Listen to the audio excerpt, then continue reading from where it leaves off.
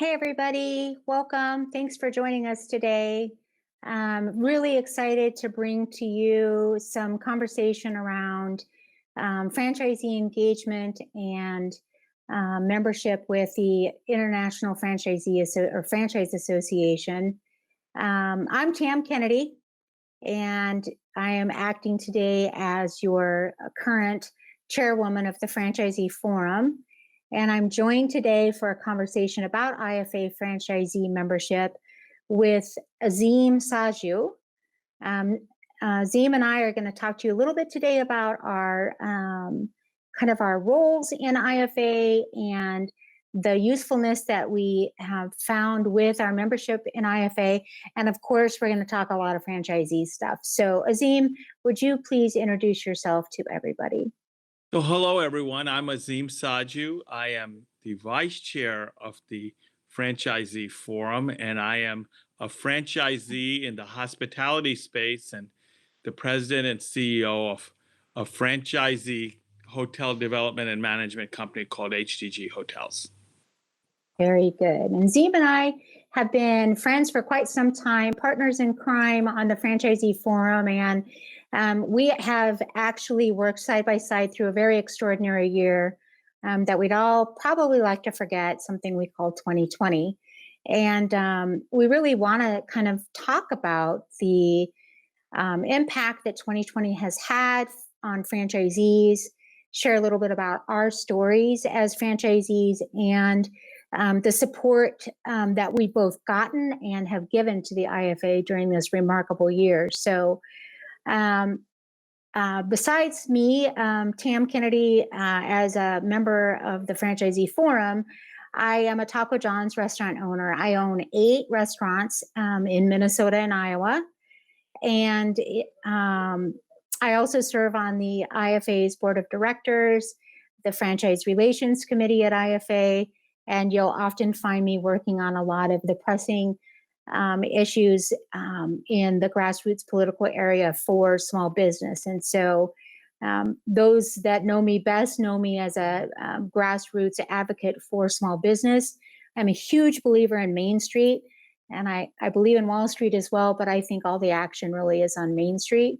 And so I think most franchisees that we work with and talk with every day realize that our role, particularly during 2020, has been essential to almost every neighborhood across this country and in fact globally. So Azim, let's kind of start there. Let's set the stage and let's think about this time last year. Okay. Tell me, kind of based on how things were going in 2019, what you thought 2020 was going to look like. What did you really expect from this year in terms of business and growth and kind of some of the franchise functions that we both enjoy? So, like most franchisees and small business owners, I'm an optimist, right? So, Right. going into this year, we were very bullish. We were thinking that this was going to be our best year ever as a company. And Yeah. January and February, we had our highest revenue and our best GOP ever in our company's history. And we began to hear things about this virus starting from, you know, middle of early March.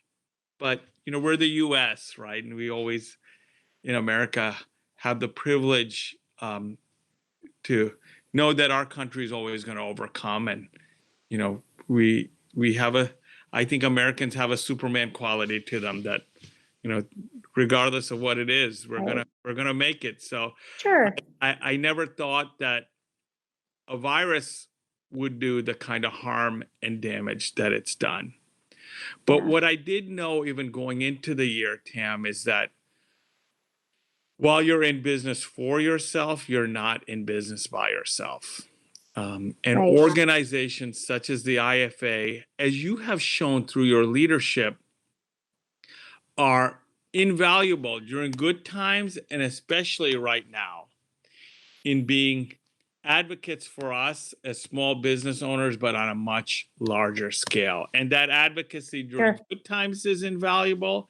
And those friendships during good times are invaluable, but right now, even more so are invaluable. And but for the IFA, I wouldn't have friends such as yourself, which I've called on throughout the last several months, especially to commiserate with, get some inspiration from, just get some words of wisdom as we all struggle to navigate through this.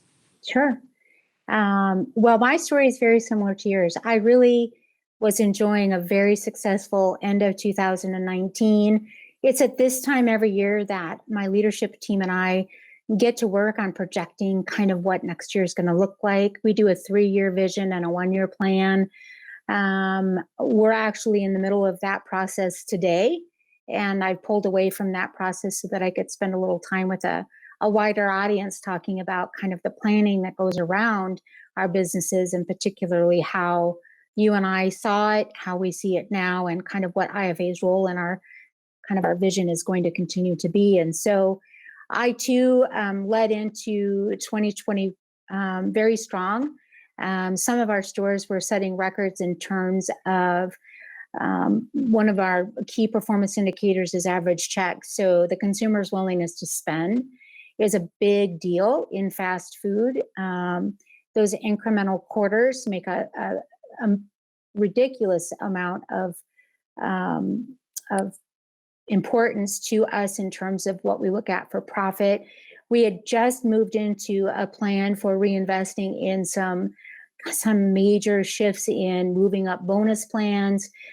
We had already consolidated and started moving into a capital investment structure. We were busy getting to work on redoing some buildings. You know, we'd made commitments to a lot of spending that only comes from profit, right? And I enjoy a world right now that I don't owe the banks any money. So anything that I want to fund, any growth strategies, any remodels or investments come from profit. And then middle of February or so, I started to notice some supply side issues. Some supply lines were starting to tighten up.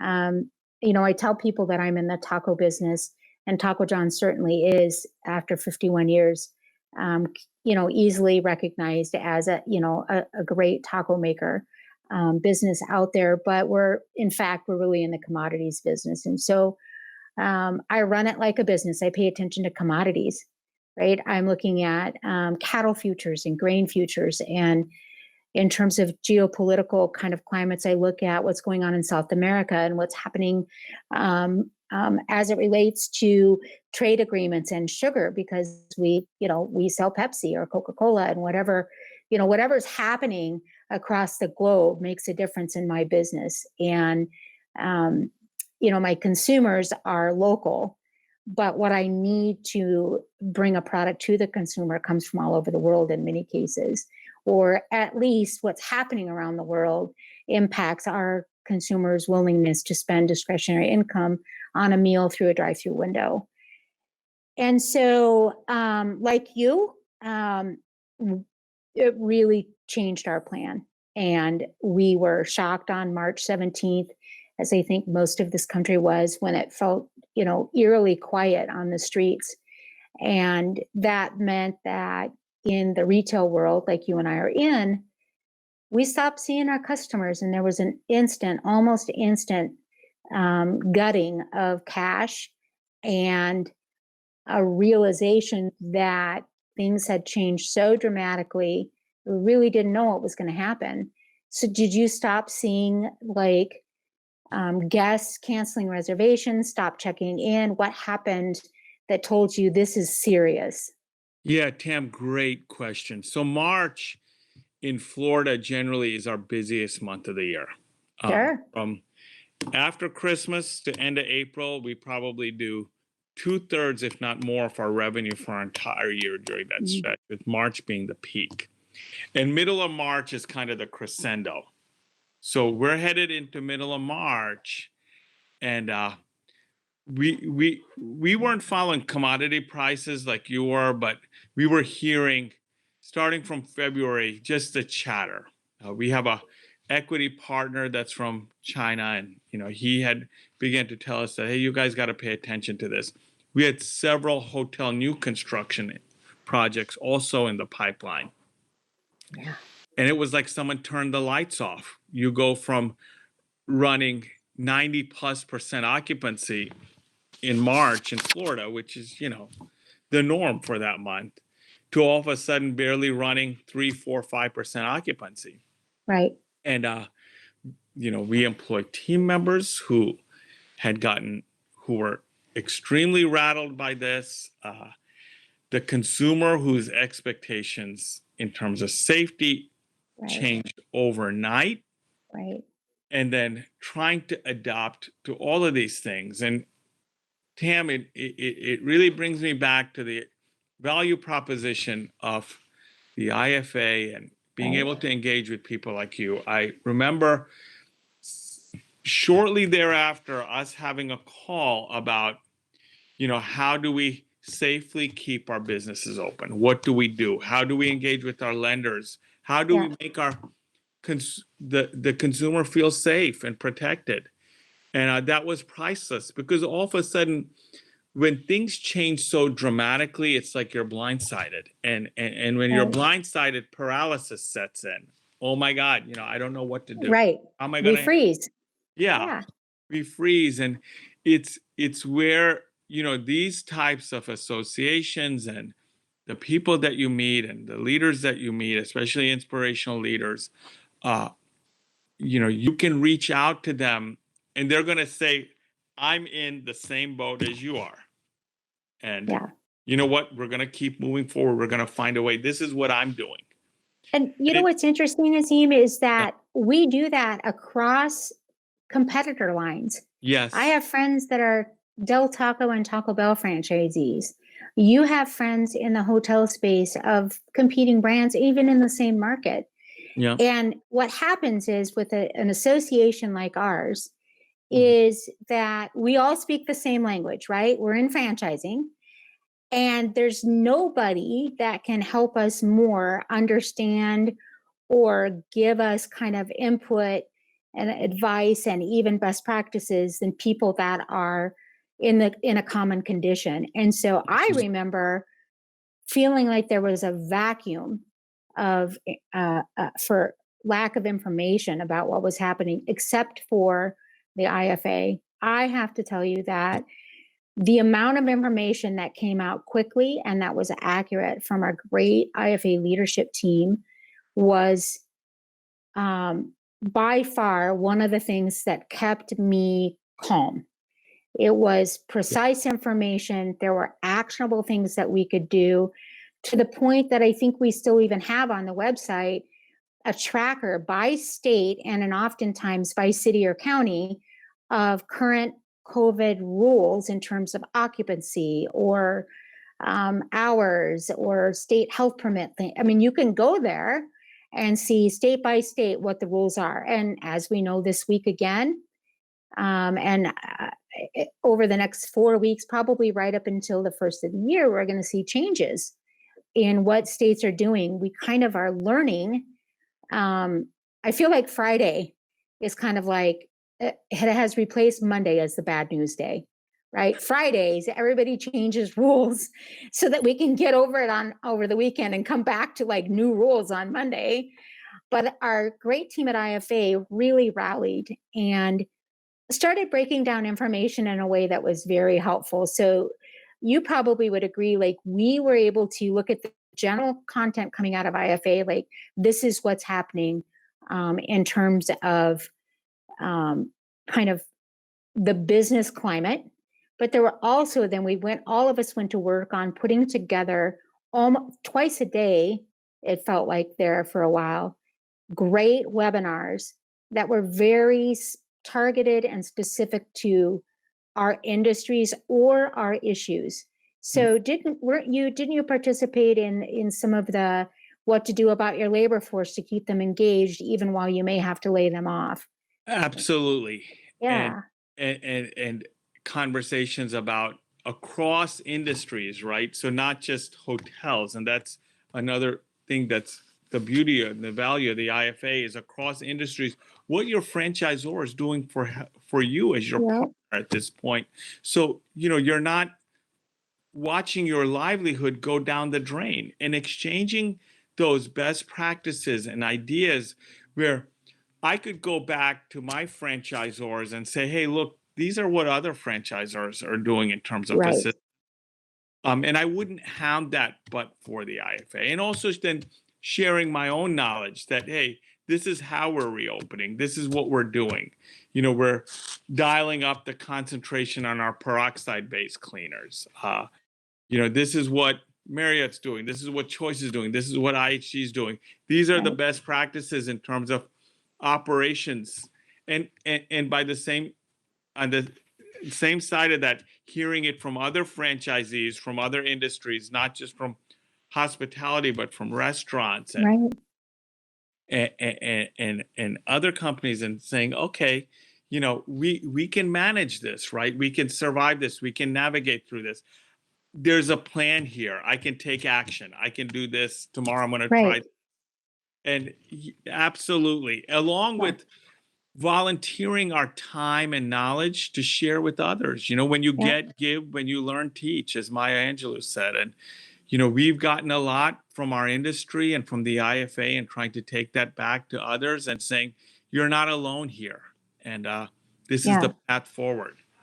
So I remember a time as we kind of moved through that emergency period of March and into April, as we started seeing, okay, some things can be open, but we really are going to stay kind of at an essential business. And then there was kind of this, these are kind of new vocabulary, right? What is an essential business?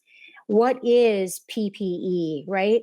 Where are we going to get it? There was this, huge, heck, we couldn't even find toilet tissue. Let's be honest. You Yeah. couldn't find meat. You couldn't find certain things. But as business owners, not only are we looking to keep our businesses going, provide the goods and services to the communities that we've invested in, but our employees and their families. And I share the story a lot about, a lot of my employees very often, they were the only breadwinner bringing home any paycheck in their household. So most of my staff are under 21 years old. And very often, either one or both parents had been laid off. Maybe they weren't able to work from home, or work from home platforms hadn't quite been built out for them. So a lot of people were kind of in that limbo space. But our teams, we never closed a day. And so we went out to work and gathered, because we had access to food. We did meal kits for all of our employees to take home, so their families could have a week's worth of meals, because we had access to fresh produce and ground beef and all of the things that it takes. And just those kinds of things that I never thought that I would have to do. Some of those kind of learnings came from those conversations we had as groups in the IFA about crisis management. So for sure, my dad told me to always have money set aside. And for sure, I never listened to my dad, right? Even as a 50-plus-year-old business owner that really deals in a day-to-day world of having cash come in, you don't know how important it is to have a plan until it happens. And none of us could figure out how to do both at the same time. What do we do about staying alive, cash flow wise, and not losing our business? And how do we keep everybody safe, keep our employees employed, not lose everything we've built, keep our family kind of, how do our kids and grandkids go to school? Like, all of that happened. And the IFA's team really did do a great job kind of pulling in some outside experts and leading some of these webinars that even people, we had 500 and 600 people join some of those webinars to get information from folks that had good ideas, everything from how to manage your employees, how to source PPE, what to do about, commitments that you've made that you're going to have to extend because there's no way you're going to meet your deadlines on some of that. And so I think about all of that. And then at the same time, we all went to work as a franchisee forum on this little thing called PPP and the CARES Act, right? We all went to work at the White House and through Congress, trying to craft a way to help business and school and frontline workers. And so, why don't you tell me a little bit of how you contributed to that, and I'll share a little bit from me, and not just how we contributed as franchisees, but how valuable kind of that effort that was led by the IFA was in terms of having access to credit when we needed it and money. Absolutely. That round of PPP and legislative assistance that we received Yeah. was truly a game changer. And then government officials are government officials, right? They're not business people. So when this was being discussed, there were so many strings attached to the PPP of full-time versus part-time and how you're going to track it. Yeah. And so many strings attached at a time where we were all just scrambling to basically survive. Right. And what we did was we talked about, opening up the definition so that full-time wasn't so restrictive that basically none of us would get, the PPP was alone with the payback that none of us would benefit from. So it was putting a Band-Aid on a bigger issue. We talked about and talked to the IFA, which none of us individually would be able to do, but for being part of a large association with the presence in Washington, D.C. We talked to the IFA and their legislative team about making sure that the FDIC let banks be banks and not look at deferments or interest only as troubled debt restructure. Had that happened, I think it would have put a lot of us out of business and put a lot of people unemployed. And having that line of constant communication with the IFA, I remember getting a call on a Saturday from David Barr in terms of looking at my P&Ls and the EBITDA and how that was going to work with the PPP as it continued to get modified and reformed in a manner that was most beneficial to allow all of us to survive. And he had been, like Tam and like many of the leadership in the IFA, working on Saturdays, Sundays. It was Memorial Day weekend, Memorial Day Monday. And looking at these P&Ls across all industries, right? So just hospitality, but restaurants, all the other franchisees out there, and talking about how PPP, EIDL, Main Street lending would work best for us in terms of allowing us to survive and keep our livelihoods afloat. Yeah, it really was so incredible how we were able to work with across brands, across size, geography, as members of the IFA and the Franchisee Forum particularly, because the franchisees' voices are what Congress needed to hear. They weren't necessarily terribly interested in hearing from great big behemoth corporations, or in some cases, even the franchisors that probably have, or at least Congress felt had accesses to credit lines and other assets that could carry them. But as franchisees, as small business owners, our voice was called upon day after day. I know I spent hours on the phone with the secretary of, just about all of the secretaries. I know we spent some time with the SBA. I know we spent some time with a lot of the voices that you still see on the news from the White House in small groups, trying to help them understand that we're never going to have a perfect solution for everybody, but we have to have a life support system to get us through.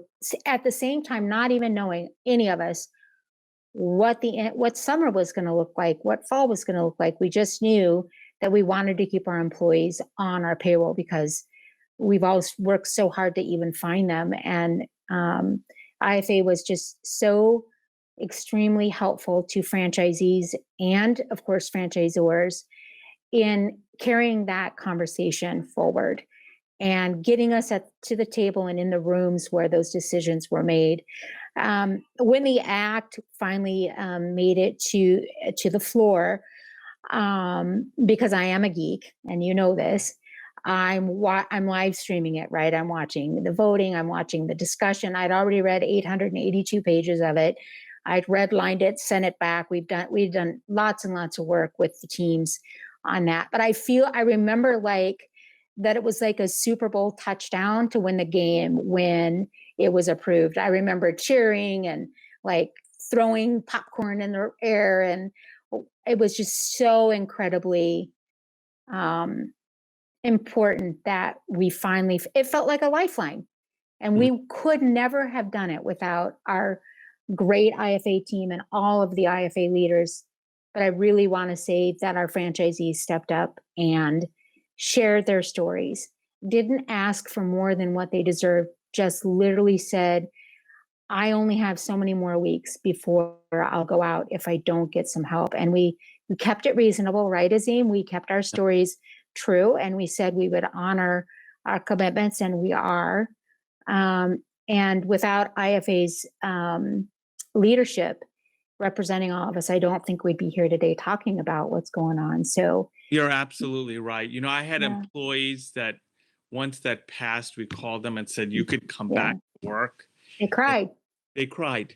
Yeah. Absolutely. They cried. And, just another thing is I'm thinking about this. So they passed, they're close to passing this, but the repayment, if I recall correctly, started in November, right? Yeah. And it was a very short repayment. And the legislature's argument was, well, the interest rate is really low. Well, how are you going to repay that money starting in November, which is now, and we're having a second or third wave of this on a very short repayment schedule, even though the interest rate. Yeah. I'm pretty sure that we were going to take up a collection and buy everybody in Congress a calculator so that they could figure out what it takes to make a loan payment, right? So yes. There were a lot of reality checks that went on. And our franchisees are the very best at saying, whoa, hold on just a second. I've got a second mortgage on my house. I'm doing everything that I can. I'm all in on my business. This is my family's legacy. We need to look at this a little bit differently. And so just hugely important. But besides all of that, besides just kind of getting us through the reality now, let's talk about a little bit about going into next year and kind of what we're working on with IFA as it represents franchisees, franchisors, and suppliers in the franchising space, and how valuable we are to this conversation now going on about everything from tax planning to some of the FTC work that we're doing. Of course, there's any number of other state issues that continue to pop up that we've got to advocate for and against, depending on what they are. How do you see 2021 shaking out in terms of our great partnership with IFA? So, Tam, I gotta say this. So we had a call today. The IFA is having a convention next year, albeit virtual, but we're having a convention. The show must go on, right? Yes. And one of the franchisee topics, and it speaks to the greatness of the IFA, and there's also economics behind this too, is how do I scale? How do I become a single unit to a multi-unit? How do I take my business from a $1 million to a $10 million company? And the IFA is looking forward, and now is the time to look forward. We went through the 2008 recession. We went through 2001. As a family, this is our fifth economic downturn that we've experienced in the U.S. And each time, the United States has come back better and stronger. Yeah. Those who've betted against the U.S. have done so to their own detriment, especially financial detriment. And when the IFA is talking about topics such as growth and growing your portfolio, now is the time. Yeah. So 2021, it's going to be choppy, especially the first quarter. But when you have franchisees like Tam and so many of the other franchisees that are members of the IFA and have experienced this, they're going to tell you it's choppy now, but today's fires can't extinguish tomorrow's dreams, and you can continue to dream about growing your business in the United States of America. And there's Mhm. no better time to do so than when you're coming out of a downturn. You should get me that t-shirt. I want the t-shirt that says today's fires could extinguish tomorrow's dreams. I love that. And it's so true. You can, you're either half full or half empty when you look at a glass. And you're right. I always try to find a positive silver lining out of any situation, because really, that's really all we're in control of, right? Our attitude. And it's one of the things that I love about being part of IFA as a member, but also being a leader in the IFA and encouraging other franchisees to come in and join and learn and give and get, that there's always somebody that's thought of a solution that maybe you haven't. And there's always a new perspective, right? There's always, what have you thought about this? Have you thought about that? I look at 2021 and beyond as a great real estate opportunity. And as sad as I feel that that is for those that will not keep their dream in the way that it started this year, it might be an opportunity for them to sell their real estate and get whole and choose a different thing to work on. And we may have an opportunity to look at, more retail sites. Or I'll tell you the other thing, that secretly, we have a couple of organizations inside of the IFA. One of them is one of my favorite things ever. It's called Franchising Gives Back.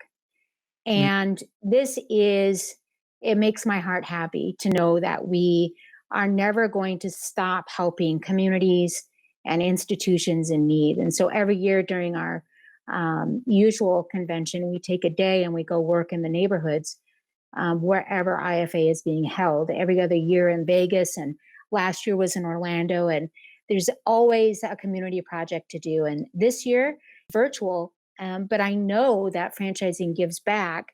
There are so many things we can do and put ourselves into that would help others that maybe are struggling as franchisees, whether it's advice or blood, sweat, and tears, whatever we can go do. Now is the time to really think about how to give in that way. And I think our franchisees lead in this Franchising Gives Back attitude, because it's who we are.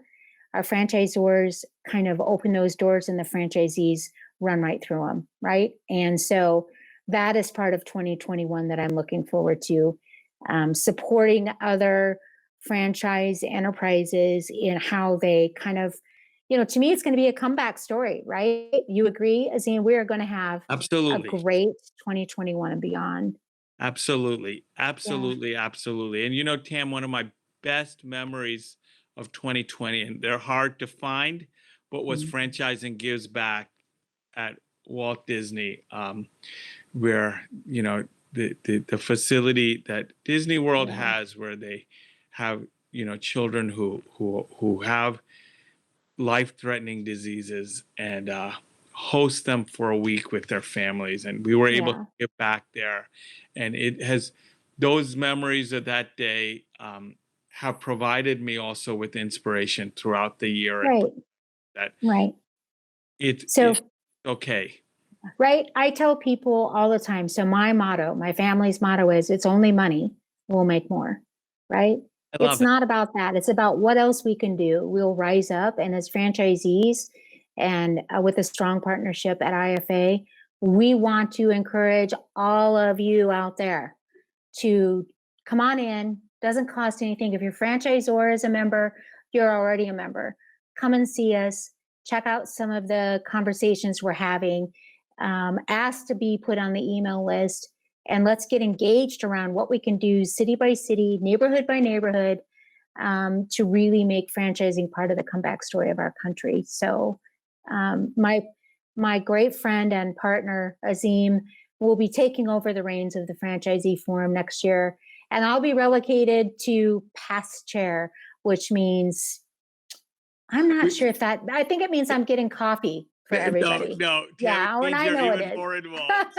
No. Azim, thank you for spending some time with me today. Appreciate you so much. And join me in looking forward to 2021. Tam, I appreciate the same. Appreciate you so Yeah. much. If you are already part of the IFA, but know someone who's not and who's in a business, tell them join. You will get value back that's exponential. And Tam, truly, truly, truly appreciate you. Thank you very much. See you all soon. Bye.